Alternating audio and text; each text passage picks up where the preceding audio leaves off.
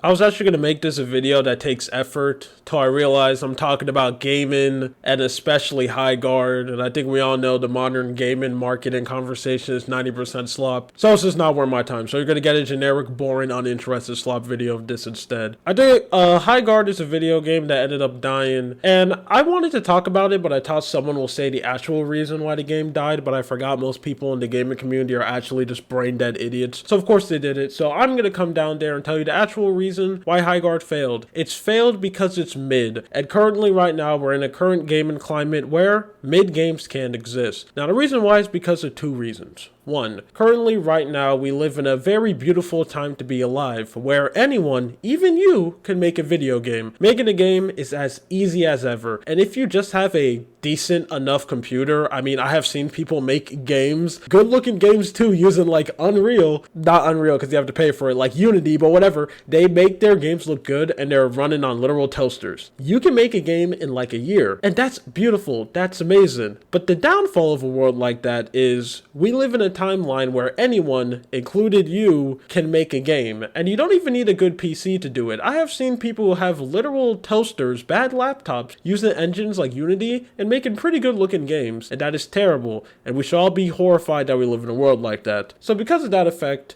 there is a 10 out of 10 game coming out like every other week. So if you're a game like High Guard that's mid, why would I waste my time looking at your, mid game when literally next week there's a peak game that's right around the corner? I mean, Demon Tides came out. Have you guys played that game? That's amazing. And number two is the type of people who play games. The gaming community is split into three groups. Okay, let me break them down for you. Group number one, you have your casual gamer. I'm talking about your ball or gun person. That's the only game that they ended up playing. And if they're not playing your generic mainstream AAA game, if they are playing an indie game, it's only going to be like a streamer content creator slop game. Like Lethal Company, Section 1, Content Warning, Are We There Yet? And currently right now as a recorder of this video, it's that weird like AI golf game which clearly uses AI in it, but everyone is just obsessed with playing it. They're mostly spending their time playing bottom of the barrel slop, absolute garbage,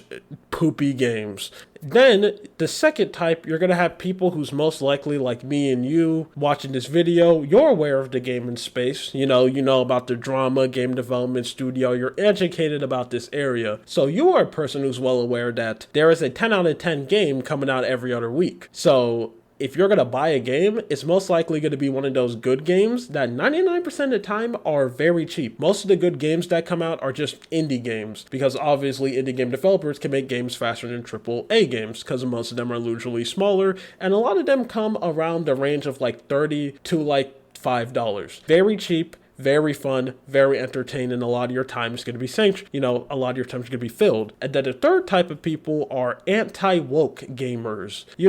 These people are just absolutely worthless because they don't actually play or buy games. Still to this day, I don't know why anyone decides to give these people the time of day. They don't play video games. They don't deserve to be in this hobby because the only thing that they do is just be racist, extremely hateful, and push their political agenda down people's throat. These people do not deserve to be in just any type of media because they don't care. If you want to go and talk about politics where their politics is basically letting billionaires just absolutely drill you and ruin your life, go ahead. Go and do that in like your subreddits. Stay away from the gaming space. These people are just absolutely waste of space slop. I hate all of them and all the content creators that people listen to. They are completely worthless because they don't buy games. They only complain about games that they're never going to buy because they're too busy playing their non-political games like Metal Gear Solid 2. So with those being the three branches of the gaming industry, what place does a game like High Guard have? Okay, casual gamers, they're not going to play the game, probably don't know about its existence, and if they do know about its existence, they don't care enough to go and check it out. People like me, I'm not going to play High Guard. It's mid. Again, I'm playing Demon Tides and all the other 10 out of 10 games are significantly better than High Guard. I got really high standards. Anti-woke people don't play games. So you're mid. You're just not 100% going to survive. No one is going to pick up your game. If your game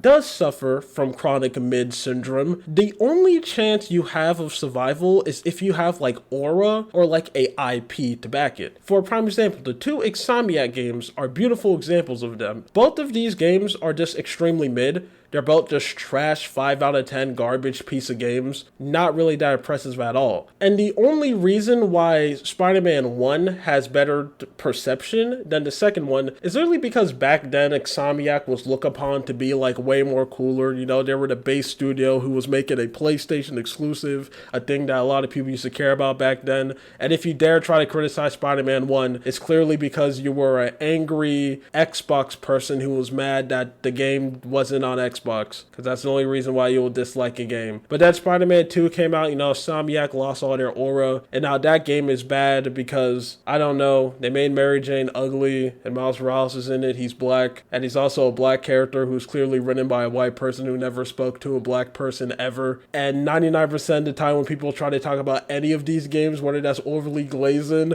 or just, you know, saying it's horrible, it sounds like they're coming out of bad fate because it's such a nothing game. The game is nothing. There's nothing to talk about. Both of these are just 5 out of 5 slop. And the only reason why they succeed is because, well, it's Spider-Man. Spider-Man can be anything and people are going to sell it. High Guard is not that. High Guard is goddamn High Guard. No one cares about this game. So, of course, mid games like High Guard just have no place in this modern gaming industry. We truly live in a world where there's only 2 types of games that are going to succeed, and that is 10 out of 10 masterpieces, you know, amazing games like Baldur's Gate 3, or just absolutely garbage AI slop like that one golf game or thousands of other friends slop game. If you're not making like garbage slop or a 10 out of 10 masterpiece, brother, you're not. No one's buying your crap. And that's just crazy that is like the current state of the modern industry, that we only have one extreme. This is why I say if you want to go and make a video game, make slop. Take a popular genre like Souls-like or roguelike and just copy. I mean, look at Megabonk. They just copied Vampire Survivor, put it 3D, and that crap almost won a game award, and that crap's garbage. Make stuff like that. Don't try making anything good or unique, because if your game comes out as mid,